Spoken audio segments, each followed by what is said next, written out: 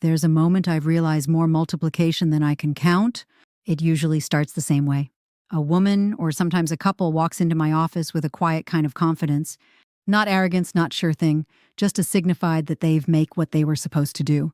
They salvage. They followed the rules. They checked the boxes. And in this particular case, she was 60 age old, warm smile, thoughtful eyes, the kind of person who had understandably spent a lifetime doing the responsible thing, plus her plan retire in 5 years. Besides, her numbers right around what every article, calculator, and financial headline told her was on track. She had done her homework. She had read the blogs. She had run the projections. She had compared herself to the averages. The thing is, and she felt good about where she stood. Definitely, and then just a few minutes into our conversation, everything shifted. Not because she had made a mistake, not because she had been reckless, but because the number she had been trail, the one she believed defined her readiness, had almost nothing to do with whether she could in reality withdraw. And that moment, that quiet unraveling of certainty, it happens every single day. The comfort and the danger of norm. Actually, we live in a world that loves benchmarks. The thing is, average savings by age, rules of thumb, multiples of income, they are everywhere. On top of that, social media, financial news, conversations with friends who say things ilk, I heard you should have octed multiplication your salary by 60. And it makes sense why we cling to them. Frankly, because they offer something we deeply crave, reassurance. Look, if I'm at or above norm, I must be okay. If I've hit the target, I must be safe. Honestly, but here's the verity, and I say this with as much clearness as I can. Average isn't a plan, and worse, it can be dangerously misleading. Also, what the numbers really say, let's talk about what citizenry are really seeing out there today. When you look at recent data, ilk what's reported from firms such as Fidelity, you'll see numbers that sound respectable. The thing is, for citizenry in their late 50s, average retirement savings hover someplace about the mid-$200,000 range. Look, by their early to mid-60s, that number inches up slightly, still in that same general neighborhood. Frankly, and if you expand the lens using broader surveys, ilk those from the Federal Reserve, the averages jump even higher into the $500,000 range for some age groups. Honestly, at first glance, that power feels encouraging, but here's what most people miss. Look, those average are telling a distorted tale, because behind every average is a massive imbalance, the number that really matters. Let me introduce you to a concept that doesn't get nearly enough attention. The difference between average and median. The average is simple. Think about it this way, it's the total divided by the number of people. But the median, that's the middle, the true center. One half of people have more, half have less. Also, and when you look at the average of the average, something striking happens. The numbers drop significantly. Suddenly, that $240,000 average becomes something closer to $90,000. That $500,000 average, it shrinks to something much more modest, closer to what real number people are really life with. Why does this happen? The thing is, because a small number of people, those with extremely large portfolios, pull the average way up. It's ilk going to dinner with 4 friends, ordering a simple meal really, and one mortal decides to buy a $400 bottle of wine. Technically, the average bill skyrockets, but that doesn't reflect reality for the rest of the table. In fact, and yet, that's exactly what happens when you compare your retirement economy to an average. You're not comparing yourself to your peers. You're comparing yourself to outliers, to extremes, to people whose fiscal situations may look nothing ilk yours. The hidden cost of chasing the wrong figure. So what does this mean? The thing is now, here's where it gets more personal. Because the real number risk is not just that averages are misleading, it's what they brand you do. I've seen two shape play out over and over again, and both can quietly derail your life. Mistake number 1, retiring too early. You hit the number, possibly it's 8 times your income, possibly it's a benchmark you saw online, and you consider, I made it. I am fixed. But without understanding your actual spending, your tax, your wellness caution costs, your real living, you could be stepping into retirement with a plan that doesn't hold. And when money runs out in your 70s or 80s, there's no easygoing reset button. Here's the deal. No simpleton way to go back and earn it again. Mistake number 2, waiting too long. This one breaks my heart more often because it's quieter. You look at your nest egg and think, I'm Nate's. So you keep working some other 12-month, then another, then another. Meanwhile, you already had decent. Enough to travel, enough to drop time with your family, decent to live the life you've been postponing. But you didn't know it because you were measuring yourself against a number that was never meant for you. The myth of the perfect recipe. You've probably seen the normal, By 30, one multiplication your salary. By 40, trio multiplication. The truth is, by 56 multiplication. By 68 multiplication. By retirement 10 times. Clean, simple, easygoing to remember, and totally incomplete. Because life is not linear and retirement is not a formula. Let me show you why. Your living isn't a norm. Two people can have the claim same savings and entirely various outcomes. One lives in a low-cost town, the other living in a high-cost city where expenses never seem to halt rising. One has minimal health caution needs. Without question, the other faces ongoing medical costs that remold their entire financial futurity. One dreams of a simple, peaceful retirement. Certainly the other wants to travel the world, support family, and examine everything they've missed. Here's the deal. Same savings, different living, various result. The real number query you should be inquire. Not am I above average? Not did I hit the pattern of thumb, but this. Can my money support the life I actually lack to live? And that inquiry changes everything. A better way to consider about retirement? Rather of chasing averages, I lack you to think regarding alignment. Your money, your lifestyle, your timeline. Do they match? Because when they do, something powerful happens. You stop guessing. You halt comparing, and you start making decisions with lucidness. The three questions that matter most. Clearly, when I work with clients, we don't start with averages. We start with something far more grounded and far more honest. Let me put it this way, 3 inquiry. What will you in reality spend in retirement? What income will you have coming in? Can your nest egg reliably cover the divergence? That's it. Look, because it requires you to look at your life, not just your numbers, simple but not easy. Step 1, facing your reality. This is where most people hesitate, not because they can't do it, but because they've never been asked to think this way. So what does this mean? Truth is, essentially, what will your life actually cost? Housing, food, traveling, healthcare, taxation. Not in theory and reality. And yes, it can feeling uncomfortable. Plus, it's as well incredibly empowering because once you see your numbers clearly, you're no yearner guessing. You're deciding. Step 2, understanding your income. What is guaranteed?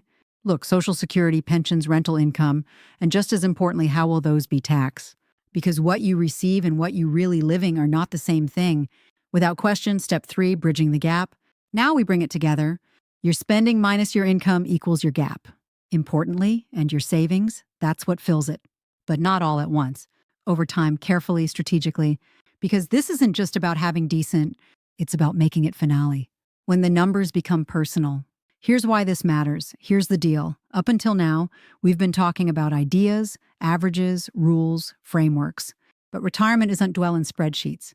It's lived in mornings that don't start with an alarm clock. Usually an afternoon spent just how you choose in the lull exemption of knowing your time finally belongs to you. And that's why this next part things so much. Because once you move away from averages, you actually begin to see something most people never truly grasp. Two people can stand in the exact same fiscal position and be on completely different paths. Meet Maria. Maria is 60 years old.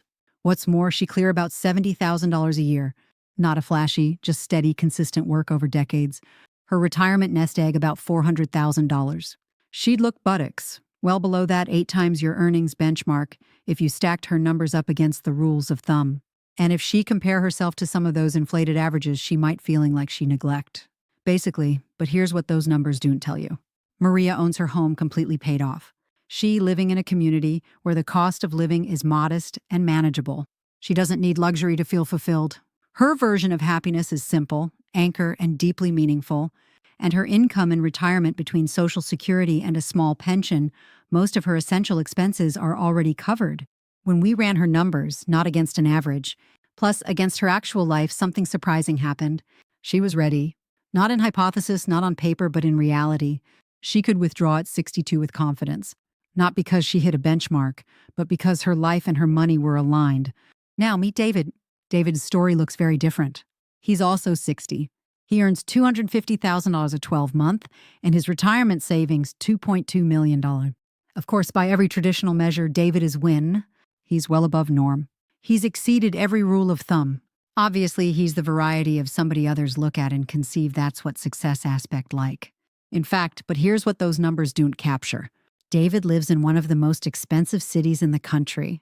Generally, his lifestyle built over age of high income comes with equally high fixed costs. The truth is, usually, and his vision of retirement is not slowing down. It's expanding. Travel, experiences, exemption to explore the universe. When we walk through his real numbers, his actual dispersal, his future plans, the impact of taxes and healthcare, it became clear he wasn't ready yet. Not because he failed, but because his life required more support than his savings could sustainably provide, at least right now. For David, the right conclusion was not to withdraw immediately. At the end of the day, indeed, it was to work a few more eld, not out of fear but out of intention, to give himself the freedom to live the retirement he really wanted, without compromise. Basically, and then there's James and Linda. They sit somewhere in between. They've saved about $600,000. Not extraordinary, not alarming, just solid. Clearly, their dream to travel the country in an RV, not someday, soon. But they are also realistic. Here's why this matters. They know they do not want to drain their savings too quickly. Of course, so instead of asking, are we above average? They asked a better query, how do we make this work? The answer wasn't all or aught. It was flexibility. They chose to retire at 63, but with a twist. For the number 5 years, they'd take on part-time remote piece of work. Not because they had to fundamentally, but because it created breathing room. Here's why this matters. It allowed their savings to last longer. It reduced pressure. It gave them freedom now without sacrificing protection ulterior. Let me put it this way, no doubt an abruptly retirement was not a distant milestone. It was something they could step into, gradually, intentionally on their own terms. What these stories reveal: Maria, David, James, and Linda. Different incomes, various nest egg, distinct lifestyles. But here's what they all have in common. Really, none of them could rely on averages to brand their decision, because average don't cognize how you want to live. Let me put it this way, what brings you joy? What your real expenses are? What risks you are basically or not willing to take? Think about it this way, average are generic. Your life is net. No doubt the silent factors that change everything. There are forces at drama in your retirement that no rule of thumb can fully capture. Without question, and ignoring them doesn't shuffle them go away. It just makes them more dangerous. Let's talking about a few of them. 1. Healthcare, the unpredictable variable. You can design for travel. You can estimate housing, but healthcare, that's different. Some people expend very little. Usually others face costs that reshape their entire financial picture. And the deviation is not always within your control. So what does this mean? That's why planning for retirement without factoring in health aid is not just incomplete, it's risky. And here's the thing, 2. Inflation. The lull erosion. Look, rising prices doesn't announce itself. It doesn't demand attention. It just slowly reduces what your money can do. To be honest, what feels comfortable today, power feel tight 10 or 15 years from now. And if your design doesn't account for, that shift, it can softly fall apart. 3. Taxes. The detail that changes resultant. It's not just about how much you have, it's about how much you keep. To be honest, different income sources are taxed differently. Interestingly, withdrawals, societal security, investments, and without an open strategy, taxes can return a bigger bite than most citizenry expect. In fact, tetrad market timing, what you can't control. There's something called sequence of return risk. It sounds technical, but the idea is simple. If that downturn pass off later, if you retire right before a major market downturn, the wallop on your savings can be far more severe than. The truth is, same average returns, different timing, very separate outcome at the end of the day, and no rule of Pollux accounts for that. Why cookie-cutter planning falls short.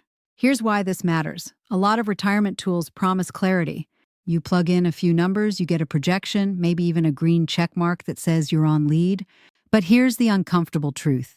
Most of those tools are built up for simplicity, not accuracy. Usually, they do not amply account for your unique outgo patterns, your tax situation, your peril tolerance, the way your life power and reality evolve over time. Really, they're designed to feel helpful, but they often create a false sense of certainty. And when it comes to something as essentially important as retirement, sure thing matter. What real sureness feels like. Here's why this matters. Let me tell you what I've seen when someone eventually understands their true numbers. Let me put it this way, it's not loud, it's not dramatic. Here's the deal, it's quiet, grounded, certain. What we're seeing is they stop asking, am I okay? And start saying, I cognize precisely where I stand. Well, that's the shift from think to knowing, from comparison to deciding, from anxiety to lucidness, the question that changes everything. So instead of asking, am I above average? And ask yourself this, besides, does my program support the life I actually want to live sustainably, confidently, and amply? Because that's what retirement is really about. At the end of the day, not hitting a number, not winning a comparison, but building a living that works for you. If you issue one thing away from this, let it be this. Here's why this matters. Averages are a reference. They are not a roadmap. They were never designed to tell you when you can retire. Only you, through a thoughtful, personalized design, can answer that. And here's the beautiful part. Plus, when you do that piece of work, when you understand your numbers in the context of your living, you don't just retire. Really, you retire with confidence, with intent, with essentially the kind of clarity most citizenry expend eld searching for. Basically, because in the end, this isn't about money. It never really was. Certainly, it's about your time, your exemption, your life.